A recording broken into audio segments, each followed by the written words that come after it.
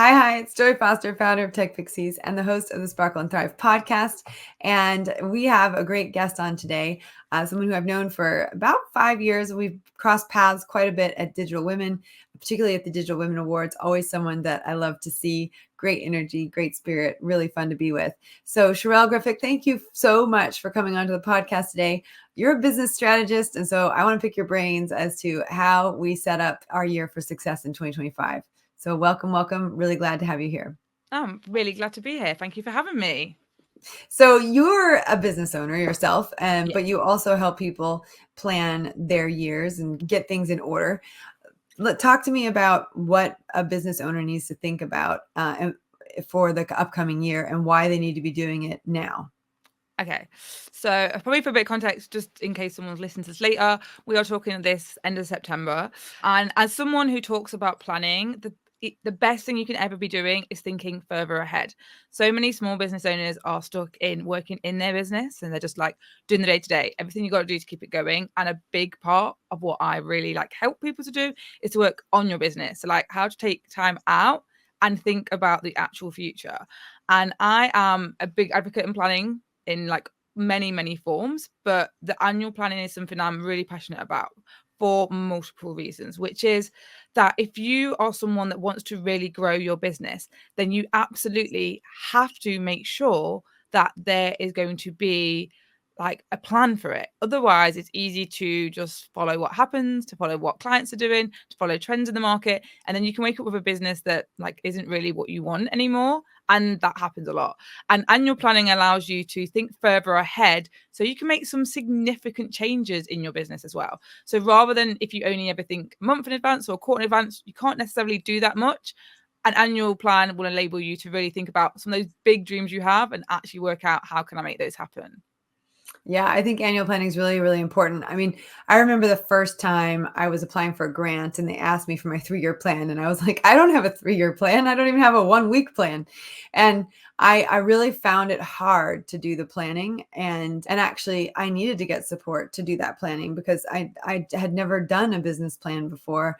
I'd never thought about all the different things, all the costs that I was going to incur, all of the that's the financial planning side, all of the revenue, how I was going to generate revenue. So when someone is, going from, okay, planning a week to planning a year, that can feel really overwhelming. Where do you start?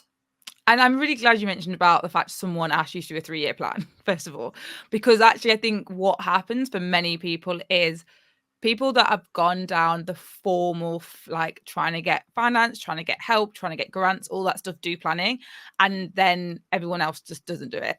And there's like a midpoint. So like my big thing is like, this is not about creating a written document for 3 years where you spend ages. It's like reams and reams and you never go back to it. I'm much more about trying to get to something that you actually refer back to. And that's why like unless you need funding, I don't think more than a year is necessary for most people. But in terms of like starting, like you made a really good point about you like, well, what am I going to do from a financial perspective? And that is very different if you're a product-based business versus a service-based business. I predominantly work with service-based businesses, so that does make like some of the financial planning side of it a little bit easier. But also, And that's just to yeah. point out, that's because a lot of product-based businesses have most of their income coming in at key points of the year, like Christmas. Yeah, well, it could be that. And like the seasonality of like products is probably more known, but that doesn't mean it actually isn't applicable in terms of if you're a service. So the fact you just said like, oh, products make lots of their money in like at Christmas, I'm a big thing like the fourth quarter, Q4 in the year, so like October to December, that is like known in retail for being the golden quarter. But actually I've been crunching numbers both in my business and some clients, and I'm like, there's also lots of other types of businesses that really do see that part of the year as really like important and powerful. But then this is why annual planning comes important, because if you realize, okay, fine, I make a lot of my money in that quarter, then it's like, well, what else do I need to be doing to one, like balance that out for the rest of the year, or also make sure you can do everything you need to do to make that quarter be as successful as possible. Like actually, like we're in September right now and it's evident to me the people that are like ready to go into the next quarter and the people that aren't. And so actually if you are someone that maybe it's the same, maybe you are like December is really important for your business, or you might have a very different peak. When you are planning on an annual basis, what you start to be able to do is work out, okay, fine, when are my peaks, when are my lows, and what do I do for that? Like, actually, am I someone that says, I know when that low's coming, and therefore I don't need to panic about it because I've compensated with knowing where my peaks are, and across the average across the year, I'm happy with how that like financial forecasting is going to be? Or am I someone that's like, oh, actually, if I'm in a lull, what can I do to improve that? What can I be actually changing about my business? And sometimes that's why then people come up with new things to sell. They like work out how to, I often will work with people when we're looking across like multiple offers. If we're looking at, okay, for next year, if they want to make more money, it's like, do you need to specifically add something in that's going to balance out your seasonality? And that, because sometimes people do that, and then other times people are like, no, I'm just going to go and make my peak even peak like crazier. And both are really valid, but knowing that in advance, it really helps you with all the other things you need to organize in your business. Yeah, there are so many things to organize for sure. When you plan with someone, are you planning on paper? Are you planning on spreadsheets? Are you planning in a notebook? How do you organize your planning session? So I'm definitely like a planner on a spreadsheet. I'm a big like fan of having an actual timeline so you can see how things are like moving along. But I do say to everyone, like, you need to plan in a way that works for you and that you go back to. And it's the going back to bit that's the most important. So if you're someone like, I do actually have, I'm quite a big advocate, you know, when you get like the whole year planner that you can like put on the wall, for example. I'm like, if you're someone that loves that and then you can see everything, go ahead and do that and plot that all in so you have all your key dates and you know what's happening. If you're someone that's already using like software like a Trello or Asana, fine, keep using that. Like, if you want to do it on a spreadsheet, do it on a spreadsheet. The most important thing I find is people are like, you can run after so many like different ways of doing it. And I'm like, all you need to do is choose one and stick to it and like go back to it. Because I think I did feel for quite a while like, oh, you don't use Trello or Asana, like you're not good enough. And I was like, I've used spreadsheets for years. They work for me. Why am I going to change it? No reason to. Yeah. Well, I started out for sure with the paper on the wall. And then I realized no one on my team could see the paper on the wall if they weren't in the house. And when we first started out, my front two rooms, so I'm in I took over the dining room during COVID and I never gave it back. So once a year at Christmas time, I clear out all my office stuff, put it in the shed, and then I bring it back out after Christmas. But this is really my office. The dining room table is my office. And then we have like sort of a front room, which is now a gaming room. My son plays all of his games there. But before COVID, that's where I had two desks in there for the team, and someone sat at the end of my desk. And we had 4 people in the office, and so everyone could see the paper calendar because we started working from home. Then we came into the office, and then we went back to working from home because it just worked. And so we then created a spreadsheet. And really, I think the nature of our business, because we're an online teaching company, we're teaching year round. And so we learned that we had to have, at least about 6 months from the end of, so our year is sort of September to August. So sort of early spring, I have to get the next year's calendar from September to August. And, and it was good to do that planning because, some things that we've learned in our business are that it's easier for people to say yes to investing in themselves, to learning something new when they're around the time that they get paid, rather than waiting until, the middle of the month you try and offer someone something and they're not in the mindset that I actually have disposable income. And then, so what we found was we also had to rearrange all of our offers so that they were towards the end of the month rather than the middle of the month. And that was a change we made that seemed to be a positive change. So, but that's trial and error, right? You put an offer out there, you make an offer. Sometimes it works, sometimes it doesn't. But you have to analyze it all and then say, okay, what am I going to change for the next time? I mean, that's a really like interesting like insight, because I say to people a lot, like, you have to analyze what's happening in your business. And so actually, like, I do work with business owners. I like do one-on-ones where we plan for the day. And the first thing we do is like a review. And actually, I will be like, let's look back at what has happened over the last year and worked out what are the lessons, like what things have worked and you want to move those forward and which ones haven't. And we want to leave those in the past. Like you saying, oh, we're going to change the time of the year, like we do, like the month when we do a push in terms of sales, like that actually like is quite like a small tactical marketing activity. But if that drives your sales, I know a lot of people B2B, for example, again, it's very similar that if you contact people towards the end of when they've got budget, then you are gonna like more likely to make a sale than if you're like right at the beginning of when they just got their New Year's money. There's always people that, again, And the reverse is like, if you want to actually get people to buy from you, it's like, don't wait until they've got no money left. So it's like, you have to know if you're like what that cycle is. You know, I have people every single year. It's like, I sent emails in August and I didn't get any replies. I'm like, yeah, because of all of your potential people like in the south of France enjoying their holidays. So it's like, actually, those sort of little changes are like, you're not changing necessarily the quantity of like what sales you're going to make across the year, but you're understanding when you need to do marketing. You're understanding what's the best time to get the best results. And quite often people are like, do fall into traps of being like, they think something isn't working. And it's like, just a change of when you are offering something can make a huge difference. Yeah, well, and actually the biggest difference it made for us that's been interesting to navigate this year is when we said, okay, we're going to do all of our promotional periods at the end of the month, which is where we know that it's a better fit for people to say yes. It then meant that all of our start dates were pushed back by 5 to 6 weeks. So instead of starting immediately after they purchase, which is also something, you know, if you're doing coaching, consultant training, people want to start right when they've invested in you. So what we say is you get instant access to the content, but your coaching starts in 5 or 6 weeks. That gives you time. And this is how we've had to pivot it. That gives you time to organize your calendar so that and to get started in the material so that when the coaching calls come, you know a little bit more than you knew before, and you're not going straight into the coaching calls. And that's been interesting to navigate because we had a lot of people saying, you know, all the coaching calls are way over my head when they first started. But now we're hearing a lot less of that because people have a bit of a 4 to 6 week leeway before they start the program. Yeah. But I think these are all really, they're all, like I said, they're nuances. They're little tiny things, tactical moves that when you're monitoring things, you see that are going well. I think it's not just even about the planning, but it's understanding if I do these networking events, you know, and it's actually mapping out what networking events gave you the most leads, which leads converted the best. There's one event I go to pretty much every other year when I'm invited to come and speak. In particular, I like to go when I speak because if you get the stage, you get to reach more people. But every time I've gone, we've always found our people, like people who we can work with, who want to work with us.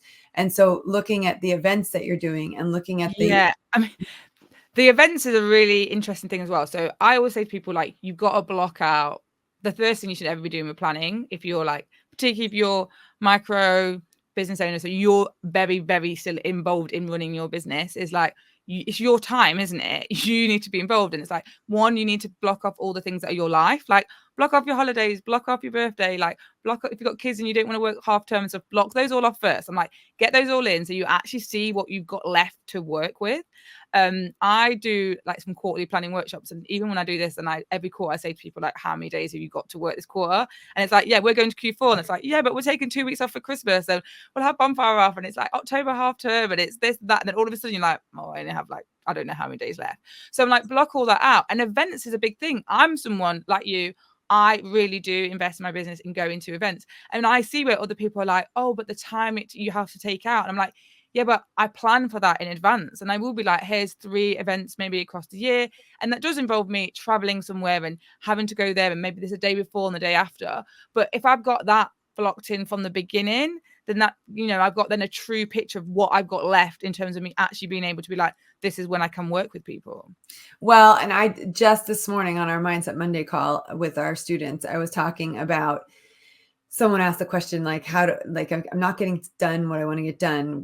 How can I reorganize my schedule? And one of the things I said is not just blocking out the holidays, but, you know, if you know on a given day, like, you need to do dinner, you need to do laundry, you need to do, you know, school run. Like, my husband was joking this morning because a couple weeks ago, my kids said to me, and this is, you know, you can do all the planning in the world, and then, you know, someone comes in and says, I need to do this on Mondays. And so one of my kids wants to get picked up at school on Mondays early. And one of my other children, she is on a rowing team and she needs to be picked up from the boathouse early. So all of a sudden, my Monday afternoons, which were really my kind of get stuff done afternoons with someone on my team, where we literally for 3 hours have a meeting where we're just getting stuff done for the business, I had to get rid of it. I had to move it to another day to accommodate.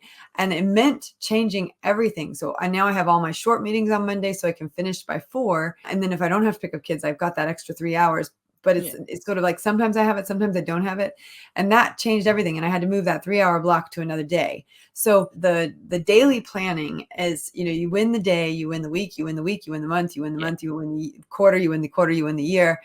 It's that idea that actually, if you can get some rhythm in your life, like these are the days that I do laundry, or these are the days that I cook dinner, or, and some people might cook it every day. In my house, my husband's the primary cook, but, I do my part, but trying to build that in, and I have a dog. So I walk a dog every day, twice a day, unless someone else can do it, which is very rare. So like daily rhythms, weekly rhythms, I think they are really important. I'm definitely someone that like has themed my days in terms of like when I'm like doing all my lives, when I do all my podcasts, when I do work, which is like me sitting down and writing, versus when I'm in live calls and I just do calls with people back to back to back.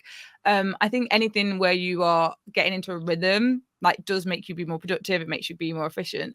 But actually what I think is interesting, you mentioned, is like you had this plan and you had to change. And this is something I get quite a lot, where people are like, well, what's the point in planning, because nothing, always goes to plan. And when you plan for a year, absolutely not everything is going to go to plan. Like there's no point in me trying to pretend that it is. But my biggest thing about it is you're better to have a plan and then have to make a tweak than just having like nothing happening.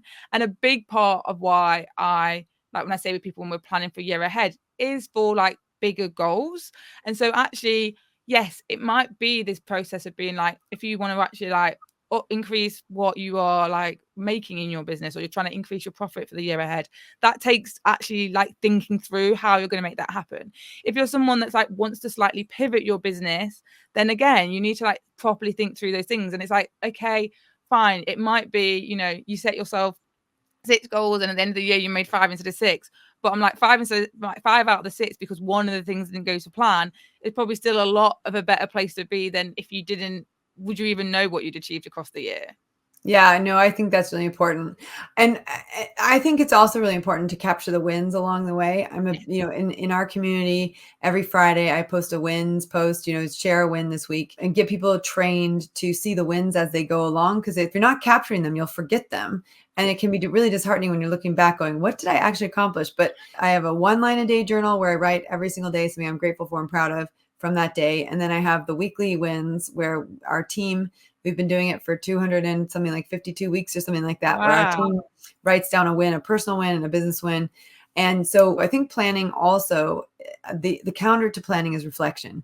Yes. And, really reflecting on the progress that you're making, I think is so important, because otherwise you'll just miss it. So how do you help people to capture their wins and reflect on their progress that they've made? So I think like the fact you do this like weekly wins thing as a whole team is like really great. I think for some people, like I used to run actually for a while. I had back in the days of Clubhouse. I remember I used to have this like room, and every Thursday everyone would share their wins. And I think getting into that habit is a really useful thing. As someone, when I work like one-on-one with people, it is something I'm always asking people to be like, what are you proud of this week? What have you won?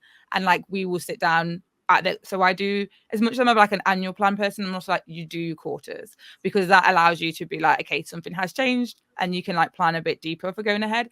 And that's where usually I'm really conscious of being like, well, what's all the things that's happened, like all the things you've achieved that you planned for, and all the things you achieve that you've not planned for. And this is something I'm always like getting people to think about, because like it's actually quite easy sometimes to recognize all the things that are good that you wanted to achieve, but it's like all the accidental things, all those things that come through, and like keeping that in just a log. And like you said, this is where some people have it as a notes on their phone, some people have it on a page in their diary, some people actually have it as a list on a document, like, but just you getting into that habit of being really able to write them down when they happen.